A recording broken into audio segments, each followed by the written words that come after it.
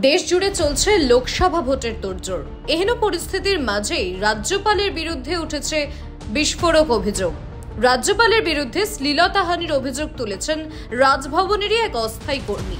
এদিকে এই ইস্যু নিয়ে প্রতিক্রিয়া দিয়েছেন রাজ্যের মন্ত্রী চন্দ্রিমা ভট্টাচার্য। এর পরপরই তার বিরুদ্ধে অসংসদীয় মন্তব্যের অভিযোগ উঠেছে। রাজভবন সূত্রে খবর, রাজ্যের মন্ত্রী চন্দ্রিমা ভট্টাচার্যের রাজভবনে ঢোকায় নিষেধাজ্ঞা জারি করা হয়েছে। চন্দ্রিমা ভট্টাচার্য জানান, মাননীয় প্রধানমন্ত্রী আসছেন, আজই রাতে আসবেন এবং আগামীকাল তাঁর নাকি 3টে সভা আছে। কোথায় থাকবেন? রাজভবনে থাকবেন। রাত্রিবাস মাননীয় প্রধানমন্ত্রীর রাজভবনে।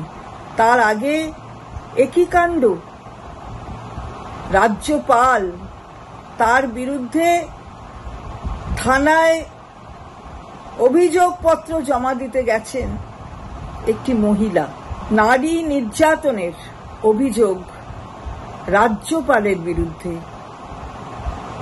এ কি ধরনের ঘটনা ঘটছে? রাজ্যপাল তিনি নারীর অপমান করছেন, অসম্মান করছেন। এ কি ঘটনা ঘটছে?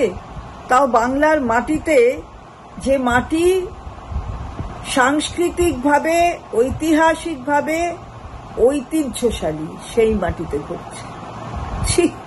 রাজ্যপালের উপর শ্লীলতাহানির অভিযোগ নিয়ে মুখ খুললেন তৃণমূল শিল্প মন্ত্রণালয়ের মন্ত্রী পরিষদ মন্ত্রী শশী পাজাও। তিনি বলেন, মহামান্য রাজ্যপালের আজকে তার বিরুদ্ধে রাজভবনে কর্মরত একজন অস্থায়ী কর্মী মহিলা, তার অভিযোগ, গুরুতর অভিযোগ, এবং সে অভিযোগ হচ্ছে যে শ্লীলতাহানির।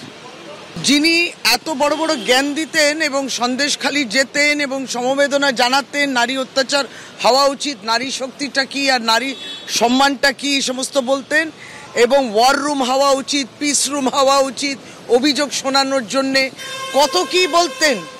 আজকে তার রাজভবনে একটি মেয়ে, একটি মহিলা, সে এই অভিযোগ করছে, এবং যে প্রথমবার তার উপর শ্লীলতাহানি নয়, অনেকবার হয়েছে। সে কোনো রকম সাহস জোগাড় করে আজকে কোনো রকমে হেড স্ট্রিট পুলিশ থানাতে অভিযোগ দিয়েছে। বিজেপির কেন্দ্র সরকার, তো তার মনোনীত তো গভর্নররা আসেন, বিভিন্ন রাজ্যপাল মনোনীত করেন তারা, এবং বিভিন্ন রাজ্যগুলোতে সে উদ্দেশ্য থাকে যে নির্বাচিত সরকারগুলোকে বিরক্ত করা, যেমন এখানে বিরক্ত করছিলেন পরপর রাজ্যপালগুলো।